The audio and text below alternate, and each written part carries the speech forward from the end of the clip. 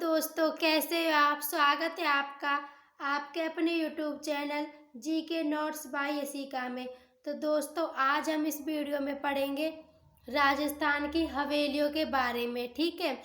और देखिए, इससे पहले मैंने आप लोगों को राजस्थान के दुर्ग, राजस्थान की छतरियाँ और जो राजस्थान की बावड़ियाँ हैं उनके बारे में भी बता दिया है।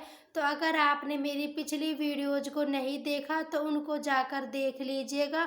और अगर चैनल पर नए हो तो चैनल को सब्सक्राइब कर लीजिएगा, क्योंकि मैं मेरे इस चैनल पर पूरी राजस्थान की जीके करवाऊंगी। तो इसलिए आप मेरे चैनल को सब्सक्राइब कर लीजिएगा। तो चलिए, अब हम हमारे जो वीडियो है उसको स्टार्ट कर देते हैं। तो आज हम पढ़ेंगे राजस्थान की हवेलियों के बारे में। तो इससे पहले हम कुछ बेसिक सी बातें जान लेते हैं, ठीक है।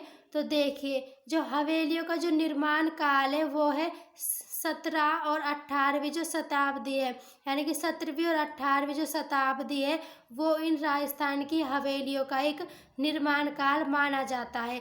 यानी कि 17वीं से 18वीं शताब्दी के बीच में ही राजस्थान में हवेलियों का निर्माण शुरू किया गया था, ठीक है। यानी कि हवेलियाँ बनाई जाने लगी थी, है ना। अब देखिए, अब है कि हवेलियों के निर्माण में सर्वाधिक जो योगदान वो किसने दिया, तो वो दिया था सेठ और साहूकारों ने।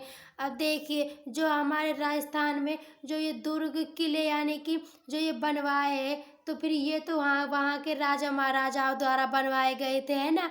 लेकिन जो ये हवेलियाँ है ये राजा महाराजाओं ने नहीं बनाई थी।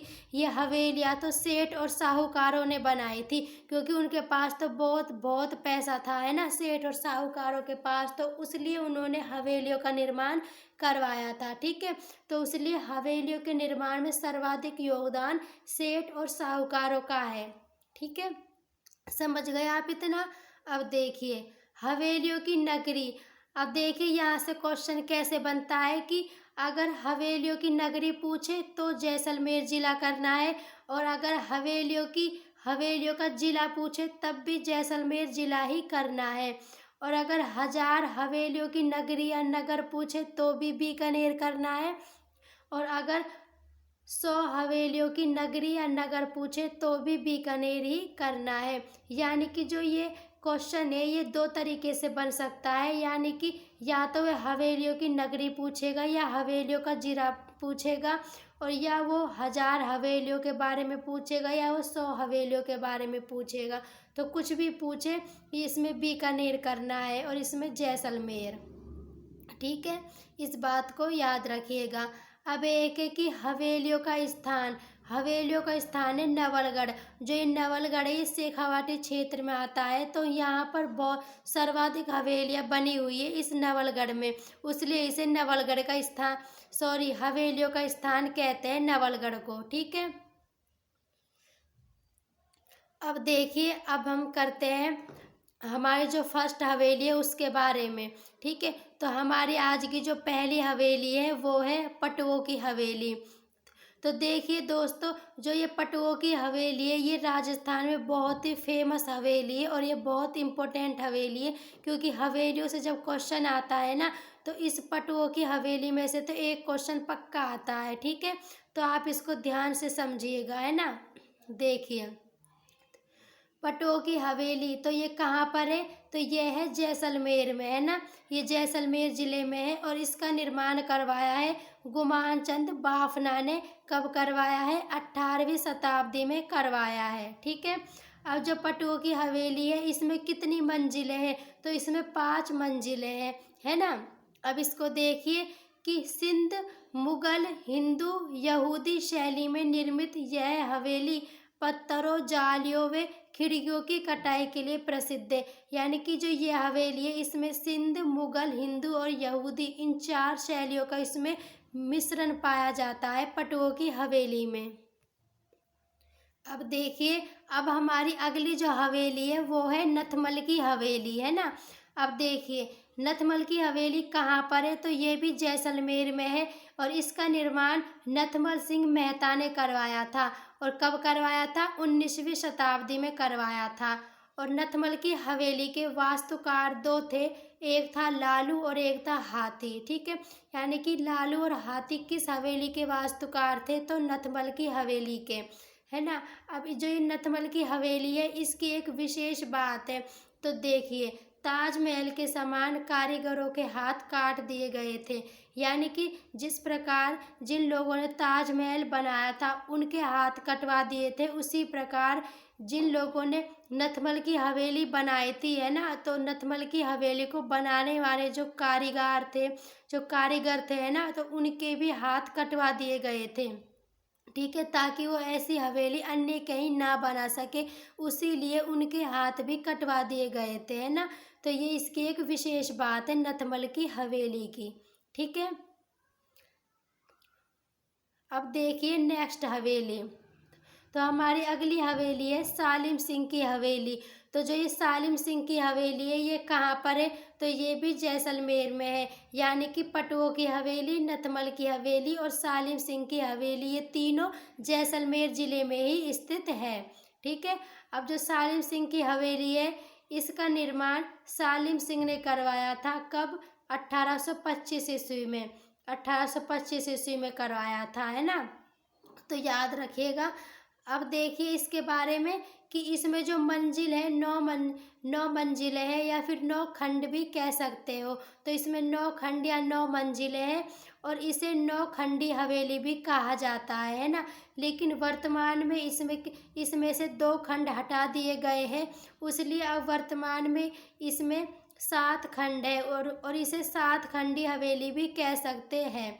यानी कि जो सालिम सिंह की हवेली थी, इसमें पहले 9 खंड थे, लेकिन फिर इसमें से 2 खंड हटा दिए गए, तो वर्तमान में अब इसमें 7 खंड ही बचे हैं। ठीक है, तो इस बात को याद रखिएगा। तो जैसलमेर में 3 हवेलियां हो गई है, पटुओं की हवेली, नथमल की हवेली और सालिम सिंह की हवेली, ये तीनों है जैसलमेर ज़िले में। अब हम अगली जो हवेलियां पढ़ेंगे, वो हम पढ़ेंगे बीकानेर ज़िले की हवेलियां। ठीक है, देखिए बीकानेर की जो हवेलियां हैं, है ना, है ना। देखिए, तो पहली जो बीकानेर में 2 हवेलियां है, एक तो है रामपुरिया की हवेली और एक है बच्छावतों की हवेली। दोनों ही बहुत इम्पोर्टेंट है। ठीक है, तो जो रामपुरिया की हवेली है, इसे बीकानेर का गौरव कहते हैं, है ना। तो जो रामपुरिया की हवेली है, इसे बीकानेर का गौरव कहते हैं, और ये हिंदू मुगल यूरोपीय शैली का अद्भुत नमूना या समन्वय है। यानी कि जो बीकानेर में स्थित रामपुरिया की जो हवेली है, ये हिंदू मुगल और यूरोपीय शैली, यानी कि तीनों शैलियों से मिलकर बनी हुई है।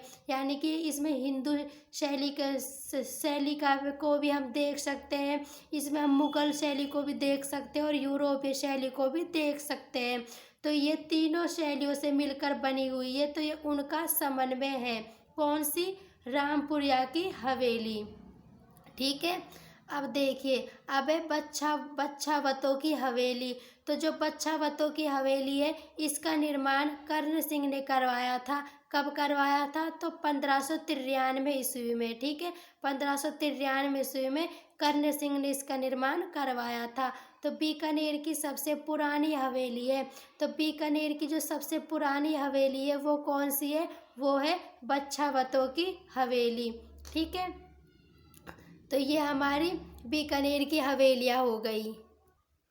अब देखिए, अब बीकानेर की अन्य हवेलियां हैं। तो एक तो हमारी है सेठिया हवेली, है ना। अब एक हमारी है डांगा हवेली, और एक है मुंदड़ा हवेली और गुलेच्छों की हवेली। तो ये चारों जो हवेलियां हैं, ये भी बीकानेर ज़िले में ही स्थित है। ठीक है, डांगा हवेली, सेठिया हवेली, मुंदड़ा हवेली और गुलेच्छों की हवेली बीकानेर में स्थित है ना। अब देखिए, बीकानेर की जो हवेलियां है, ये लाल पत्थरों से निर्मित है। यानी कि जो बीकानेर है, उसको हमें ना, जो उसमें मतलब कि जो भी हवेलियां है, वो सारी लाल पत्थरों से ही निर्मित है। ठीक है, जैसे कि जो जैसलमेर में जो हवेलियां है, वो पीले पत्थरों से निर्मित है, उसी प्रकार बीकानेर की हवेलियां लाल पत्थरों से निर्मित है। ठीक है, तो दोस्तों आज हमने जैसलमेर और बीकानेर में जो जो इम्पोर्टेंट हवेलियाँ थी उनके बारे में हमने आज अध्ययन किया है। ठीक है, उनके बारे में हमने जो इम्पोर्टेंट बातें हैं जहाँ से क्वेश्चन एग्जामों में आते हैं तो उनके बारे में हमने पढ़ा है। तो जैसे मैंने आपको बताया है आप इनको ऐसे ही लिख लीजिएगा। ठीक है, तो कल हम कुछ और अन्य इम्पोर्टेंट हवेलियों के बारे में अध्ययन करेंगे, है ना। तो अगर आपने मेरे चैनल को सब्सक्राइब नहीं किया तो चैनल को सब्सक्राइब कर लीजिएगा, और अगर आपको मेरी वीडियो पसंद आई हो तो वीडियो को लाइक और शेयर करना मत भूलिएगा। तो मिलते हैं अगली वीडियो में, तब तक के लिए धन्यवाद।